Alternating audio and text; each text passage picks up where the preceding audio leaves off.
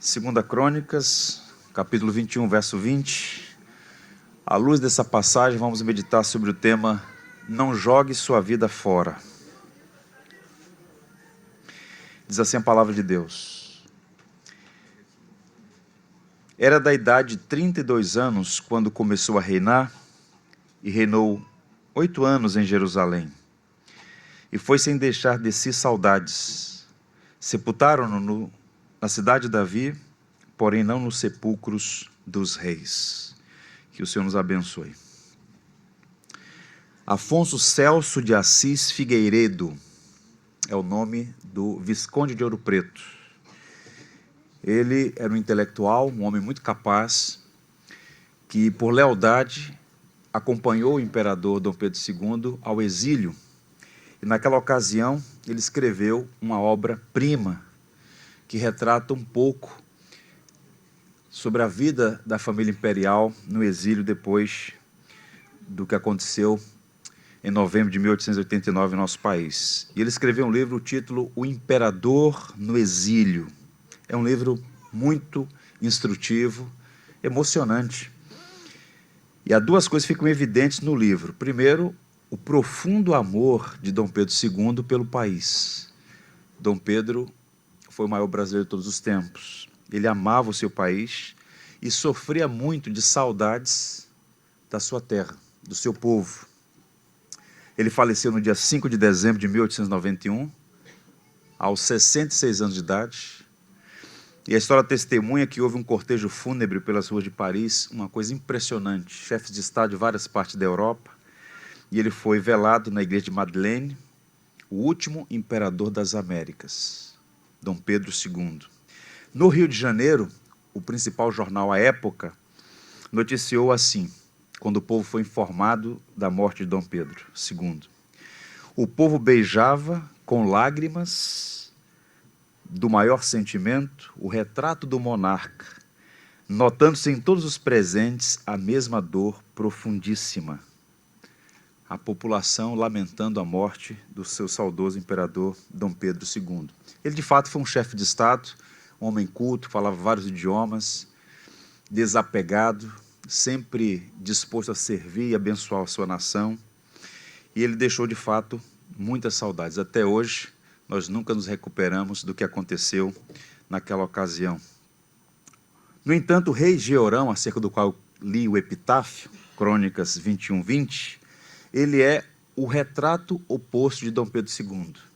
Jeorão foi um rei de Judá que, quando morreu, ao contrário do que aconteceu com Dom Pedro II, as pessoas disseram, vai tarde. Ele não deixou de si saudades, muito pelo contrário. Foi um homem perverso, um homem mau, que viveu e morreu de uma forma trágica. O cronista registra uma das coisas mais terríveis que se pode dizer sobre uma pessoa. Eu não sei o que estará no seu epitáfio, mas eu espero que não esteja o que está registrado acerca de Jeorão. Foi sem deixar de si saudades. Essa é coisa muito terrível. A Bíblia diz que a memória do justo será abençoada. Provérbios. E esse homem, Jeorão, é dono de uma biografia muito terrível. Agora, o que é curioso notar, quando a gente lê o capítulo inteiro, eu sugiro a você fazer essa leitura do capítulo 21 de 2 Crônicas, o que a gente percebe é que ele tinha alternativas. Ele tinha recursos e possibilidades e condições e privilégios que poderia escrever uma história diferente. Ele poderia ter sido lembrado como alguém digno e abençoado, mas infelizmente não foi. Devemos lembrar sempre que a gente está falando de um personagem real. O livro de Crônicas, os dois livros, é uma espécie de livro de memórias dos reis de Israel. E no caso de Jeorão, ele foi um rei do sul, da região de Judá. E nós queremos pontuar aqui alguns privilégios que ele teve e que não foi aproveitado. E qual é o objetivo dessa reflexão? É olhar para a biografia desse homem e aprender com seus desacertos, com os erros que ele cometeu. Todos nós temos diante de nós oportunidades, privilégios, condições, fazemos escolhas todos os dias. E devemos tomar muito cuidado com as escolhas que fazemos, porque escolhas erradas têm consequências. Ideias têm consequências. A vida é cheia de causas e efeitos. Eu quero mostrar pelo menos 2 privilégios que ele teve, mas que não foram bem aproveitados por ele. Antes de tudo, é preciso destacar que ele era filho de um pai piedoso. O pai dele foi um dos maiores nomes da história de Judá, Josafá. O rei Josafá foi um homem temente a Deus, que honrou as tradições de Israel, que seguia os passos do rei Davi. É dito sobre ele que ele era temente a Deus, que andava com Deus e por conta disso era muito querido. O povo o amava e o reputava como alguém íntegro e temente a Deus. Então, além de ser um homem de grande valor espiritual e uma referência para o Estado e para a sua família, ele promoveu reformas substanciais que levou o Estado de Judá a uma condição sem igual naquele tempo. Progresso, avanço econômico. Josafá fez grandes reformas no Estado e a nação foi feliz sob o seu comando. Observe que Jeorão ele é criado em um lar onde o pai e o avô, Asa, ambos eram piedosos, mas Jeorão escolheu outro caminho. Ele teve, portanto, o privilégio de ter um pai piedoso e uma referência de governança, mas na vida pessoal e pública ele foi um desastre. E quando morreu, aos 40 anos de idade, foi dito, morreu sem deixar saudades. Não aproveitou a boa influência do pai que teve. Ele era primogênito, um aditivo aqui. Ele herdou o trono de Judá num período em que o reino estava em seu apogeu. Quando a gente lê o capítulo inteiro, os irmãos receberam terras, ouro, prata. Ele recebeu o trono. Por ser o primogênito, ele então dá sequência à dinastia e assume o trono de Judá. Ele assume a cadeira de Davi, o grande rei de Israel. Então vejam, 2 grandes privilégios. Filho de um pai piedoso, primogênito, herdou o trono. Agora, quais foram as decisões, quais foram os caminhos, as escolhas erradas que ele fez, que no transcurso da sua vida, quando da sua morte, levaram as pessoas a dizer, foi sem deixar saudades, morreu sem deixar saudades. Ele cometeu alguns erros, eu vou destacar alguns aqui. O primeiro deles, um casamento errado. Uma escolha errada que custou caro. O verso 6, ainda no capítulo 21, peço a você que deixe a sua Bíblia aberta, 2 Crônicas 21, o verso 6, temos uma informação que é importante para entender um pouco a biografia desastrosa de Jeorão.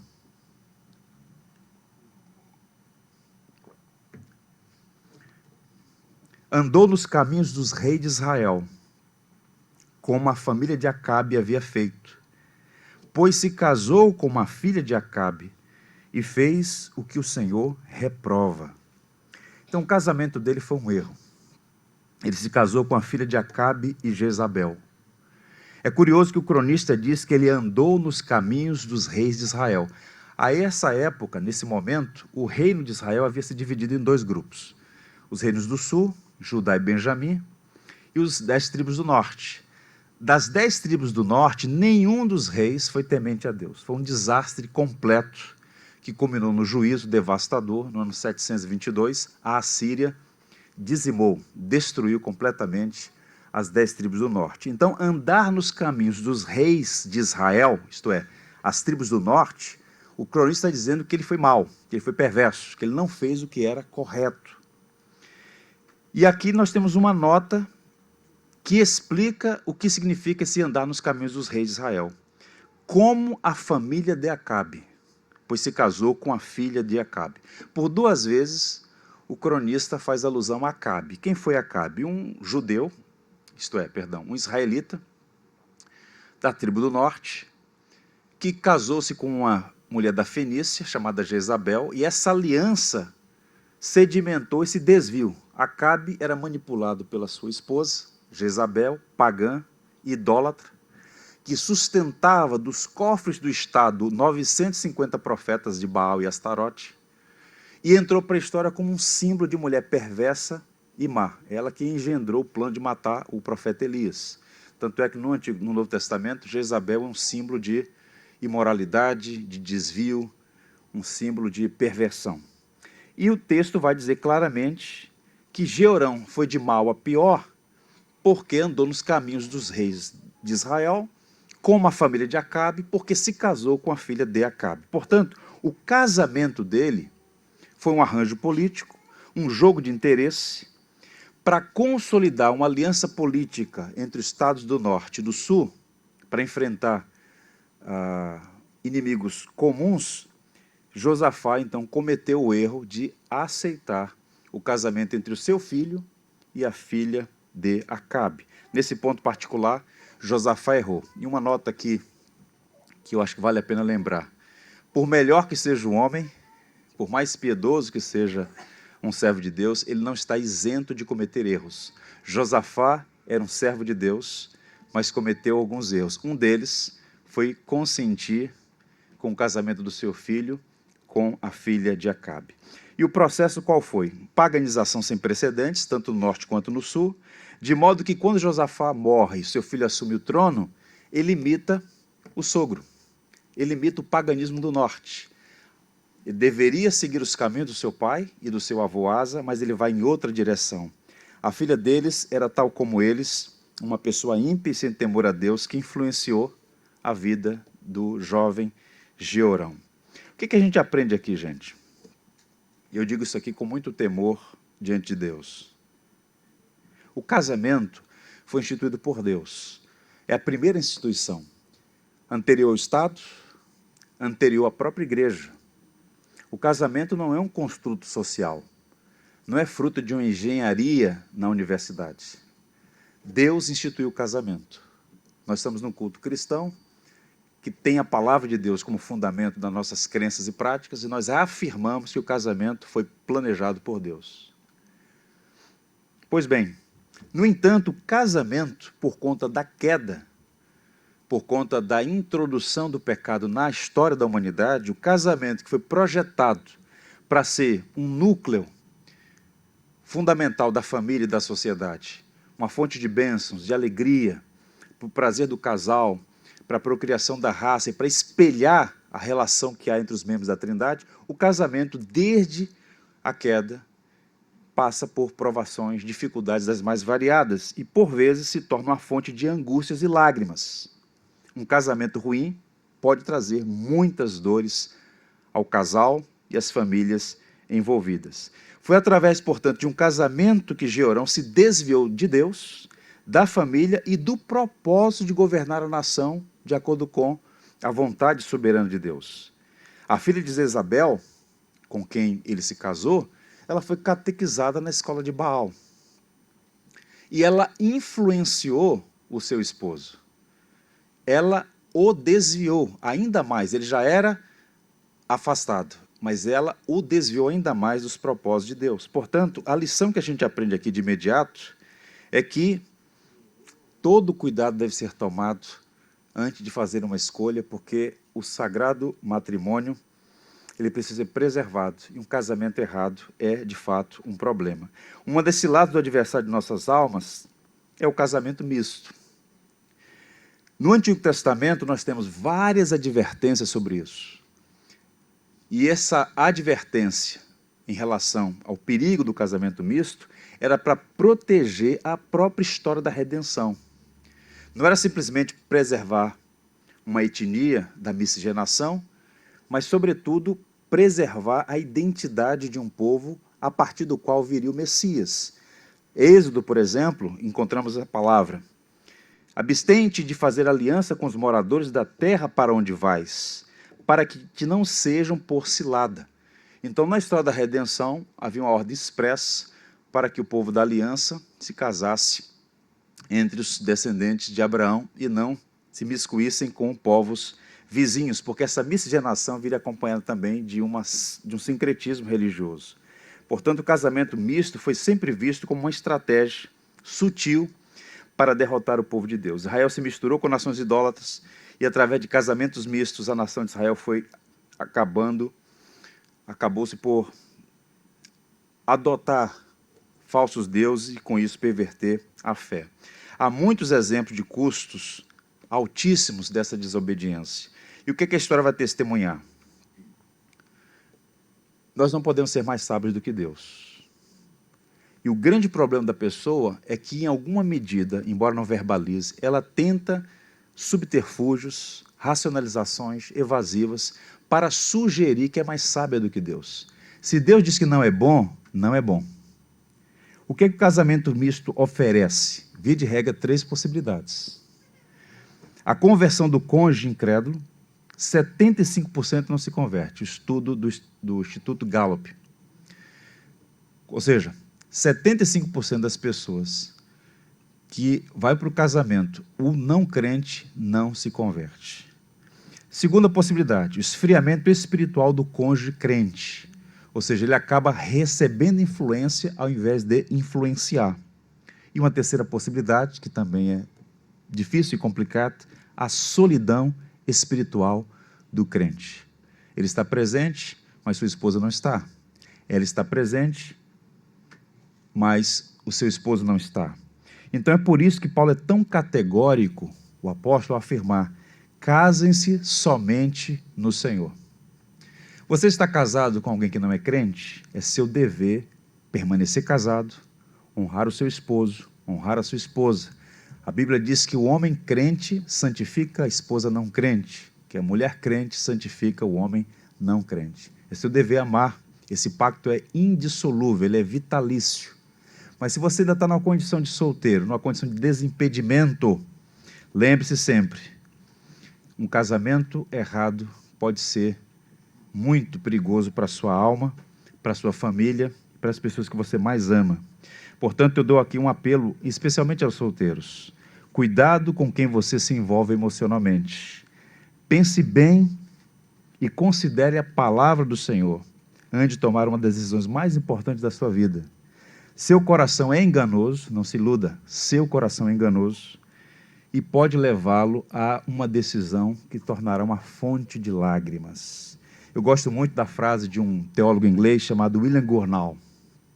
Gurnall escreveu muito sobre teologia prática e ele disse assim: nunca se una a alguém que se recusa a unir-se a Cristo. Esse é o princípio geral. Não se una a alguém que se recuse a unir-se a Cristo. Fiz um apelo aos solteiros, faço aqui um apelo aos pais. Instruam seus filhos e orem pelo casamento deles. O que está em jogo não é apenas a felicidade imediata de um casal. O que está em jogo é a tocha do Evangelho, que deve ser levada de geração em geração. Uma família que a aliança é quebrada, um lar espiritualmente deficiente, vai ter dificuldades de levar adiante a tocha do Evangelho. Nós precisamos orar para que tenhamos jovens piedosos, que se casem no Senhor, constituam família sólida na rocha que é Cristo, que instruam seus filhos para que a tocha do Evangelho vá passando de geração em geração. Mais e mais famílias sendo impactadas pelo que Deus faz em um lar. Portanto, Georão decidiu, fez uma escolha errada e aquilo trouxe implicações para a vida dele, para a sua família e para o seu ministério como rei em Israel. Uma segunda escolha errada, um segundo elemento, a corrupção da família. Eu vou chamar de falta de afeição dentro da própria casa. O verso 4, ainda no capítulo 21, há uma nota aqui terrível, como todas as outras. E subindo Jeorão ao reino de seu pai, e havendo-se fortificado, o que está escrito? Matou a todos os seus irmãos à espada, como também alguns dos príncipes de Israel. Então vejam a mente perniciosa desse homem, chamado Jeorão. Ele é primogênito, o direito ao trono é dele, ele assume o reino. Ele se fortalece, engendra um plano, e quando ele já está consolidado no poder, ele mata os seus irmãos à espada. Um tipo de morte que era uma sentença contra traidores ou possíveis insurgentes. O que ele está fazendo não quero rivais, não quero ninguém supostamente ameaçando o meu poder. Ele mata à espada os próprios irmãos e alguns nobres que eventualmente poderiam se levantar contra a tirania dele. Então, como é que ele pôde fazer isso? Ele o fez porque há um elemento na natureza humana que é essa inclinação para o mal, e essa inclinação do mal, quando não é detida pelo poder da graça, o homem é capaz de fazer o que ele fez. Há um desafeiçoamento, uma maldade que torna um indivíduo, sim, em um monstro. Ele olhou para os seus irmãos como uma ameaça, como inimigos a serem eliminados. Talvez até porque os irmãos reprovassem a maneira como ele já estava sugerindo guiar a nação. E é curioso notar que o cronista coloca uma nota aqui: ele matou os irmãos que eram melhores do que ele. Perverso Georão. Ele estava disposto a passar por cima de tudo e de todos para fazer prevalecer seus interesses. Então ele perdeu duas coisas que estão conectadas. Primeiro, ele perdeu temor a Deus e a afeição pelo próximo. Não temeu a Deus, nem amou o próximo. Bestializou-se, tornou-se um monstro, um assassino da própria família. Ele é um clássico do indivíduo que comete atrocidades por conta desse anseio diabólico por culto, por poder, por gerência das coisas. A gente aprende aqui uma lição muito importante: o perigo da desafeição natural. Há duas passagens no Novo Testamento que usam essa expressão, desafeição. Paulo aos Romanos, no capítulo 1, e Paulo na segunda carta a Timóteo. Vou ler para os irmãos os dois textos.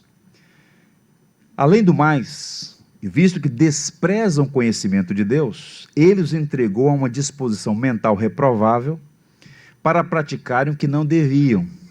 São insensatos, desleais, sem amor pela família. Essa expressão, traduzida aqui como sem amor pela família, é desafeição. É a falta de compromisso, é a falta de afeto. Então o texto sagrado está falando sobre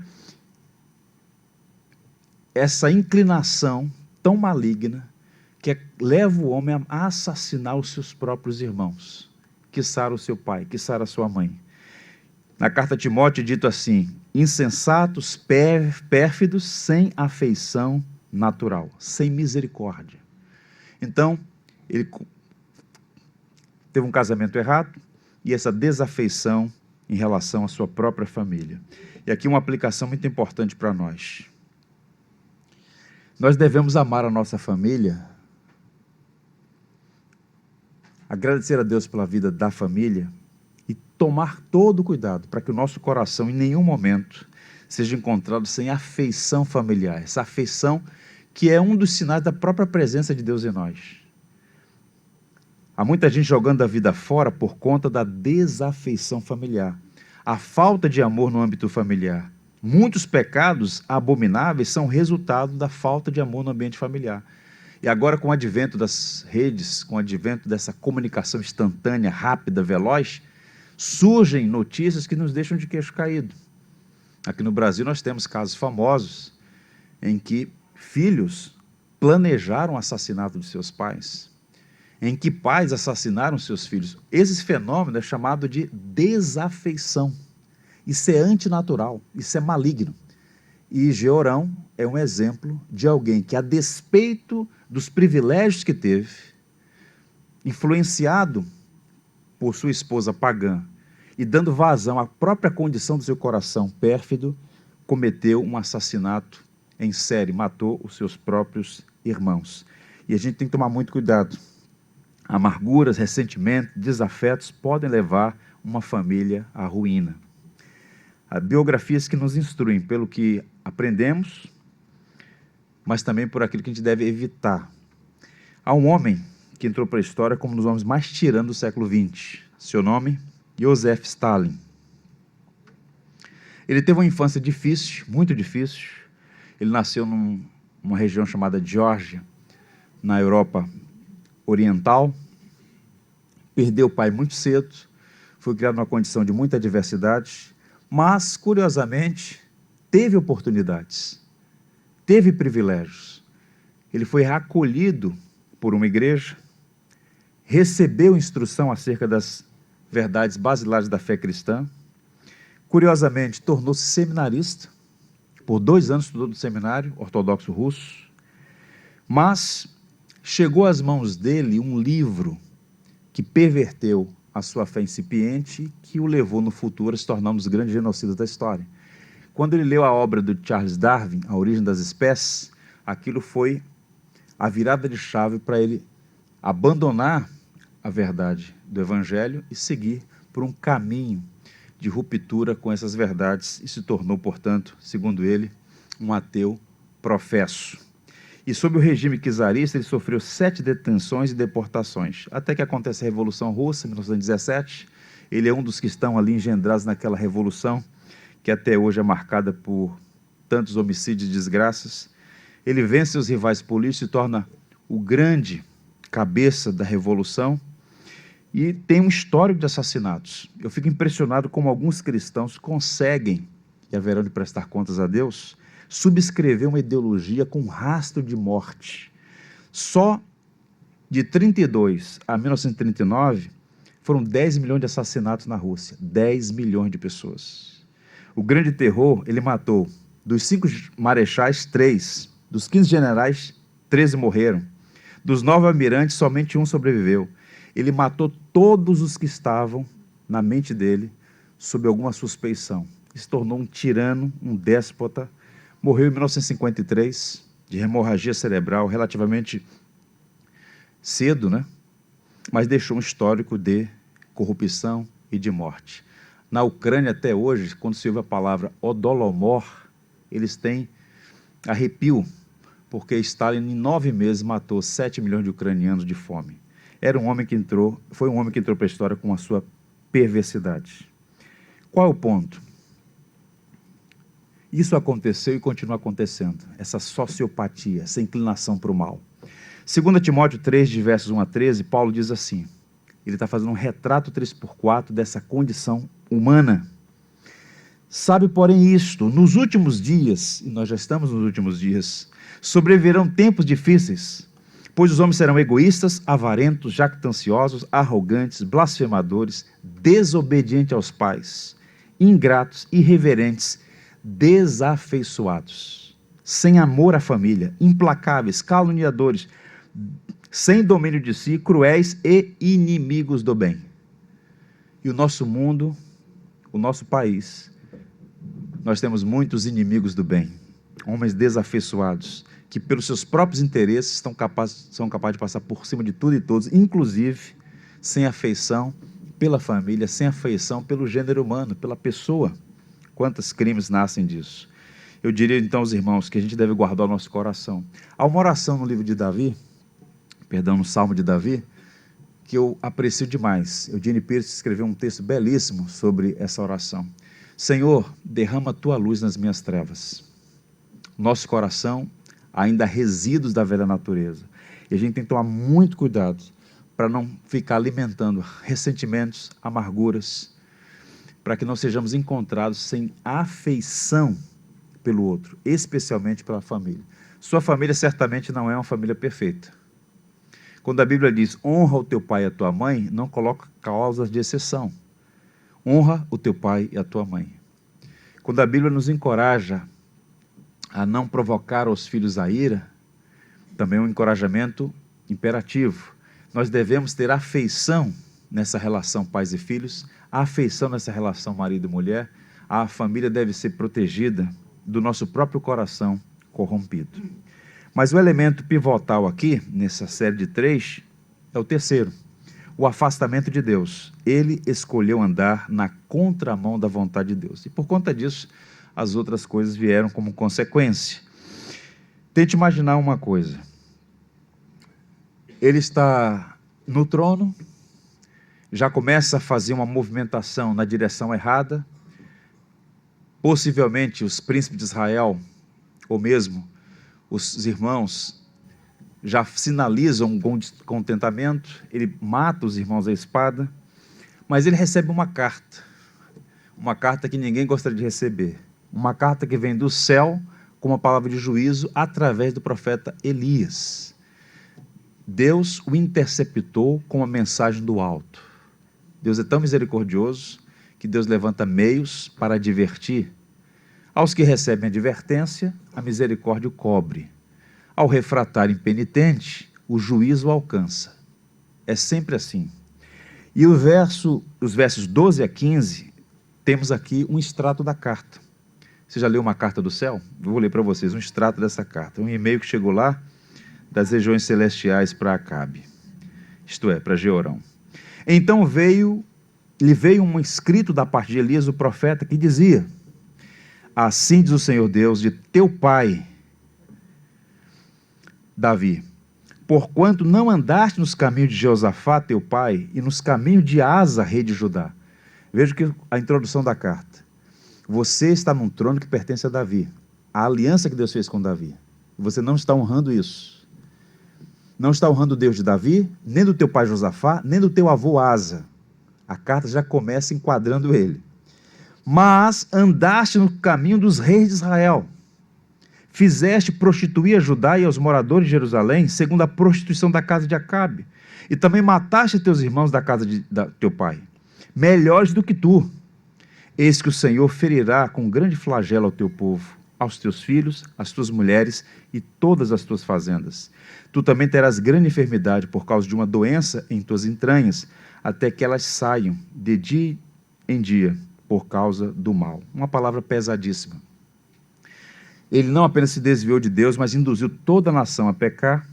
A semelhança do seu sogro Acabe, Jeorão vai de mal a pior, cada passo na direção errada, cada passo mais e mais distante do Senhor. As escolhas erradas que ele fez trouxe consequências. Ele cometeu a loucura de semear ventos e, como diz o provérbio, agora estava colhendo tempestades.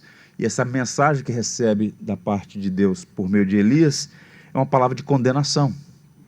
Você sofrerá por conta das decisões erradas que você tomou e pela sua impenitência. Então ele é sentenciado, e de fato o texto vai dizer que ele morreu 8 anos depois de assumir o trono, aos 40 anos de idade. Uma vida inteira jogada fora, uma vida inteira desperdiçada.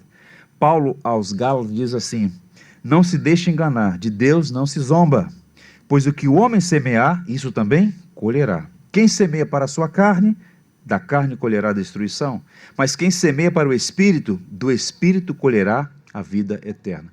Paulo está falando aos Gálatas sobre essa relação entre escolhas erradas e consequências. Escolhas certas e consequências. A vida é feita de escolhas. E Deus não te deixa escarnecer. É possível que no primeiro momento, até por conta da nossa justiça, que funciona como uma teia de aranha, pega os pequenos e aos grandes se deixa arrebentar por eles, há muita mentalidade de a injustiça. Nunca vai acontecer nada, vai terminar em pizza. Mas é um Deus no céu que é classificado, qualificado como um Deus justo que faz juízo na terra. E o que o homem semear, ele vai colher. Por isso a advertência, a exortação, não é, ou não tem outro propósito, senão trazer o homem de volta. Deus não tem prazer na morte do ímpio, diz o texto bíblico. Deus quer e chama homens ao arrependimento. Portanto, lamentavelmente, Jeorão fez as escolhas erradas e por conta disso sofreu juízo da parte de Deus. Eu vejo as consequências. Primeiro, ele perdeu o reino. Deus levantou filisteus contra ele. A narrativa subsequente vai mostrar isso. Ele foi alcançado pelo Senhor usando os pagãos, os filisteus. O caminho da desobediência é sempre trágico. Perdeu a família, porque o texto vai dizer que os filisteus levaram embora suas esposas e filhos e filhas. O que ele mais apreciava foi tirado dele. Perdeu a própria vida, porque no seu reinado, ainda muito cedo, ele então sofreu uma grave enfermidade, como sinal de juízo, e perdeu a própria vida. Perdeu a alma, porque pereceu sem ter sobre si justiça. Ele não foi de fato um filho de Abraão, no sentido pleno da palavra. Nós temos na Escritura vários personagens que começaram mal, mas em algum momento foram interceptados pela graça, se arrependeram e tiveram a vida transformada. Manassés, por exemplo, foi um rei perverso, a ponto de sacrificar o próprio filho no altar de Moloque, mas, na última hora, misericordiosamente, se voltou para o Senhor. Saulo de Tarso foi um perseguidor da igreja e se voltou para o Senhor. Mas o caso de Joram é um caso emblemático, porque o cronista diz que o mundo ficou melhor sem ele. Morreu sem deixar saudades. O epitáfio diz, da idade de 32 anos quando começou a reinar, e reinou 8 anos em Jerusalém. Portanto, morreu aos 40 anos, jogou a vida fora. Um tesouro tão precioso que é a vida foi perdida completamente. Eu quero, irmãos, nessa reta final da minha reflexão, de forma muito prática, dar aqui aos irmãos algumas sugestões, conselhos bíblicos, eu diria, para não jogar a sua vida fora. Você é um crente em Jesus, você está no Evangelho, tem uma tradição, tem uma família, talvez você esteja começando os primeiros passos na direção de Cristo, no sentido de começar a conhecer o Evangelho, ainda não tornou pública a sua fé. Essas recomendações são fundamentadas na Bíblia e na história. A gente pode aprender com aqueles que nos antecederam. Quais são os conselhos para não jogar a vida fora? Essa vida que você só tem ela. Primeiro, considere a brevidade de tudo. As pessoas vivem como se não houvesse um dia, uma hora e um momento em que chega o fim. A gente não tem gerência de nada. Todo dia pode ser o último dia. Considerar a brevidade da vida é um princípio de sabedoria. Nessa semana agora, vai estar aqui no Rio de Janeiro um pregador americano chamado Matt Chandler. Um conhecido pregador com bons livros publicados. E eu lembro que em 2010 ou 11, não recordo exatamente agora, eu tive a oportunidade de ouvi-lo numa conferência nos Estados Unidos. Ele estava voltando de um tratamento de um câncer. Ele ficou um tempo afastado, voltou a pregar, e naqueles dias, voltando a pregar, ele falou para nós pastores numa conferência. E uma das coisas que me chamou a atenção foi que ele falou sobre a teologia do sofrimento, e especialmente uma coisa que ele aprendeu na enfermidade. Ele usou a expressão, a consciência da mortalidade. Sobretudo os mais jovens nunca pensam na eternidade.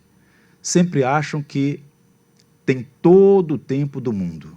Isso é uma grande ilusão. Você não tem todo o tempo do mundo, a vida é uma neblina que cedo passa. À medida que você vai amadurecendo, você precisa criar essa consciência da mortalidade. A gente vive num mundo caído, onde as coisas surgem sem aviso prévio. Você tem saúde hoje, pode não ter amanhã. As coisas mudam muito rapidamente. O que é essa consciência da mortalidade? É a consciência de que você precisa viver de acordo com os propósitos de Deus. Você foi criado por Ele e para Ele. E haverá um dia, uma hora, um momento que você vai comparecer diante do seu Criador. Essa consciência da mortalidade é que nos dá consistência nas decisões que a gente toma. Seja no campo privado ou público, na esfera pessoal ou na esfera pública. A gente tem essa consciência da mortalidade. O Salmo 39 diz assim: mostra-me, Senhor, o fim da minha vida e o número dos meus dias, para que eu saiba quão frágil eu sou. Deste aos meus dias o cumprimento de um palmo e a duração de uma vida. É nada diante de ti. De fato, o homem não passa de um sopro. O salmista pedindo que ele tivesse, nas palavras de Chandler, consciência da mortalidade. O Paul Washer ficou conhecido quando ele pregou, especialmente num funeral de uma personalidade nos Estados Unidos. Ele aproveitou aquele momento difícil, certamente, para trazer à memória das pessoas que lá estavam essa consciência da mortalidade. Ele cunhou uma expressão que circulou nas redes sociais: cada óbito, cada cortejo fúnebre, cada túmulo clama ao homem a deixar os cuidados fúteis deste mundo e meditar sobre a eternidade, a preparar-se para encontrar-se com Deus.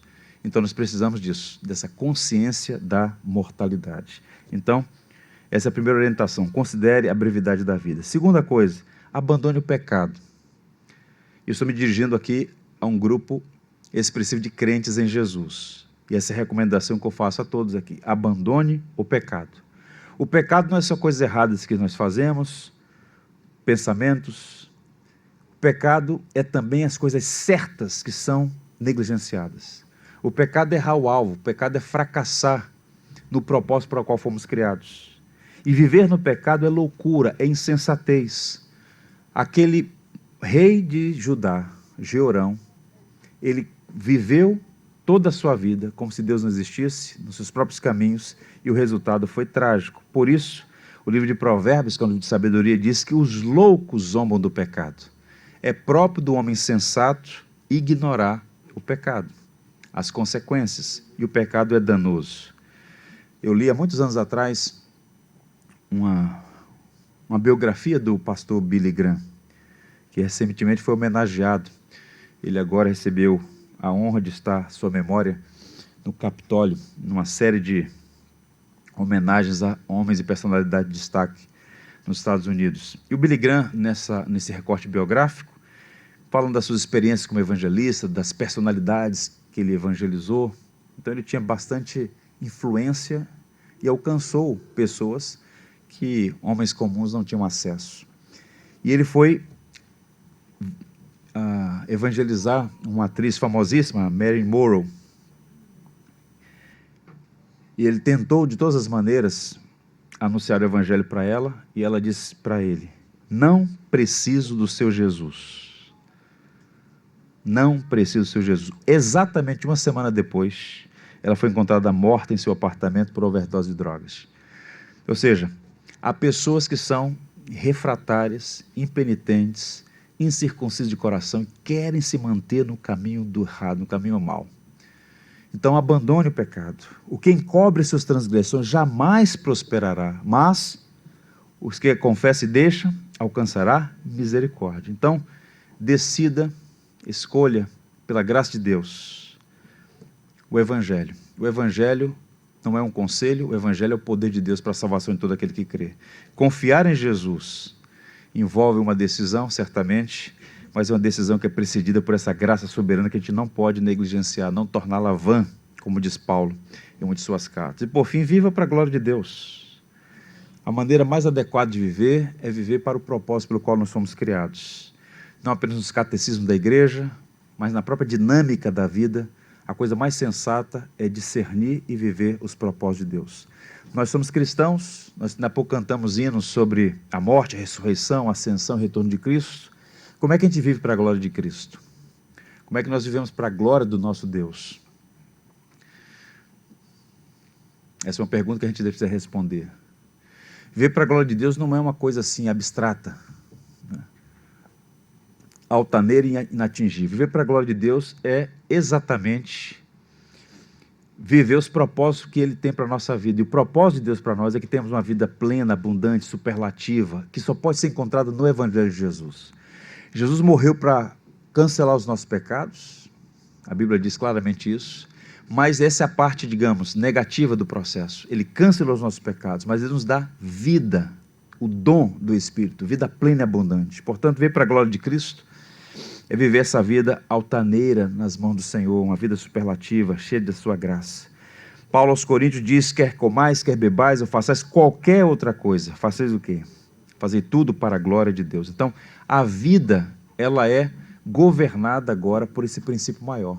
Fui criado por Ele, vivo para Ele. Então, as escolhas e decisões, os afetos, toda a vida é movimentada em torno dessa pessoa bendita de Jesus. E assim, a gente evita jogar a vida fora, desperdiçar as oportunidades e, de fato, deixar a nossa contribuição para que outras pessoas possam ver a diferença que o Evangelho faz na nossa vida. Que o Senhor nos ajude, que o Senhor nos abençoe e que nenhum aqui seja encontrado desperdiçando a vida, mas pelo contrário, deixando-a guiar pelo Evangelho de nosso Senhor Jesus. Quero orar com os irmãos, para em seguida nós cantarmos uma canção, oração, tão bela e tão instrutiva. Vamos orar, vamos falar com Deus. Senhor, temos diante de nós um personagem que é uma referência do que não devemos fazer. É um exemplo de escolhas insensatas.